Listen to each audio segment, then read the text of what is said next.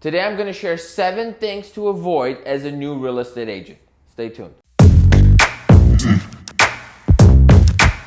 Hello there my people, my name is Sam. I'm a real estate agent in the Chicagoland area, and this video is all about the things you need to avoid as a new agent to be successful.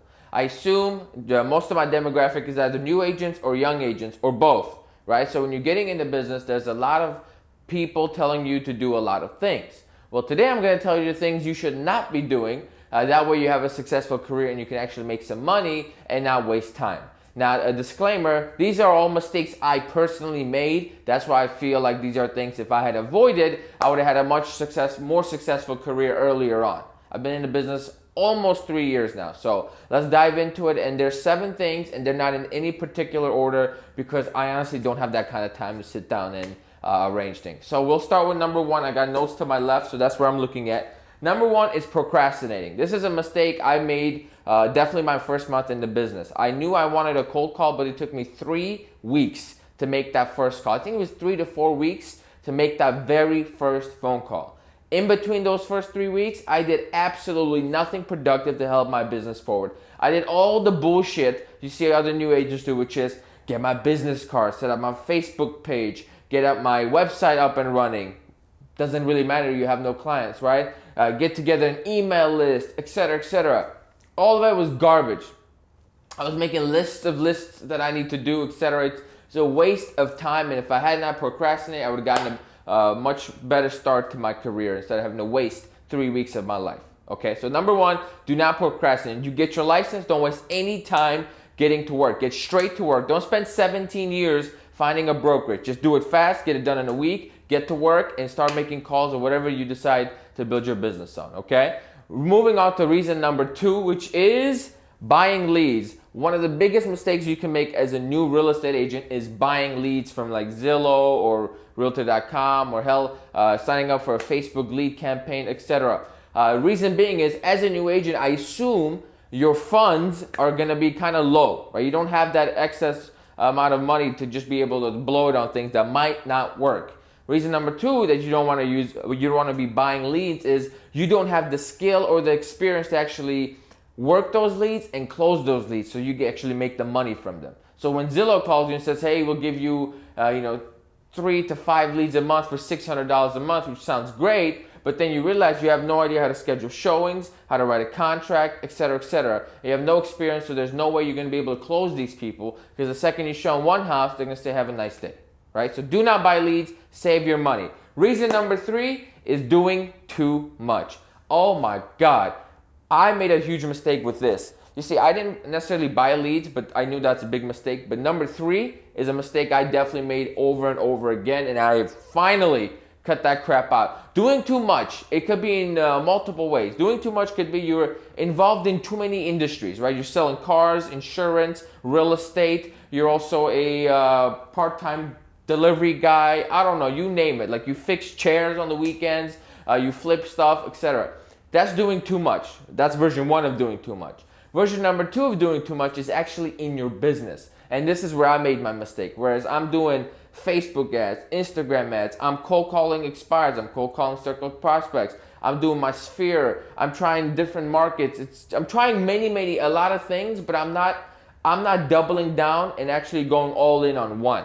If I had done that, I would have much greater success at a higher rate, right? Instead of having to do calls, mailers, advertisements, Zillow leads, etc. So don't do too much. Avoid doing too much.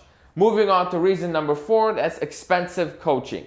Right now, we're in a time in real estate where there's so much beautiful, amazing free content out there. You don't really need to be paying all this stupid money, like thousands of dollars a month, to have one-on-one coaching. It's just stupid. Don't do it. There are some great YouTubers out there who sell courses that can help you. I don't have a course. One person you should definitely look into is Ricky Caruth. He's 100% free. You have nothing to lose. And then Brian Casella is also a great person if you're looking for some real estate knowledge and more of the mental game. Making a brief interruption between, I don't know what number I'm going to put this in, but please, if you're watching this, you're enjoying the content, if you're not subscribed, please take a second to subscribe, like the video, and leave a comment. I love reading all of your feedback. So back to the video. Reason number 5 is bad expenses. This is kind of coupled in with buying leads, Bad expenses could be you going out and spending $600 on stupid magnets. Okay, you don't need 1,000 magnets in your life. Okay, you don't need 1,000,000 business cards. You don't need to have the greatest website in the world. These are stupid expenses that are going to do no good for you. Reason number 6, a huge mistake I personally made, was going too wide. Too wide. I wanted it all. I wanted the regular houses at 200 grand. I wanted the multi-million-dollar houses. I wanted every single market. I wanted downtown Chicago. I wanted the Chicago neighborhoods. I wanted the North Shore suburbs. I wanted the western suburbs. And then I realized I wasn't specializing, and again, I was doing too much and not focusing in one certain area and just owning it. Because you would be surprised at how much business and money could be made in a single town if you just simply focus on it. For example, I am currently making this video in Elmhurst, Illinois. Elmhurst, Illinois has a population of 45,000 people. There's 660 transactions here per year. Average price is $505,000. Imagine if you just get 10% market share, I will be making a fortune, right? If I knew that in the beginning, I could have been working on that for 2-3 years and would have been well on my way to being a multi-millionaire. I didn't do that though, so I made a mistake, and I want you guys to avoid making that same mistake. So don't go too wide and narrow it down. Reason number 7, the finale. This is actually a beautiful thing. The worst thing you could do as a new agent, it doesn't get worse than this, is doing nothing. Ooh, yeah, you didn't see that one coming, did you? Doing nothing is the absolute worst thing in the world. I'd rather have you and procrastinating. I'd rather have you buying leads, doing too much, expensive coaching, bad expenses, going too wide, instead of doing nothing. Because buying leads, there is a chance you may make some money, right? Doing too much, there is a chance something might happen from a glimmer of hope, right? But if you're doing nothing, then you will get nothing. I have agents hit me up sometimes who are like, hey, what do I do to get business? Business is slow. And ask them, what are you doing to prospect?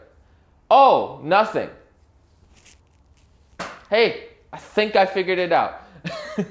So reason number 7 is doing nothing. That is the biggest mistake you could have. Don't just sit on your ass and wait for business. Go out there and chase business and attract it to you. So that's pretty much it. 7 things to avoid as a new agent. I hope you enjoyed this. I will follow this video up with things to do as a new agent to set yourself up for great success. So stay tuned for that. Thank you everyone for watching, and please take 1 second and subscribe to this video.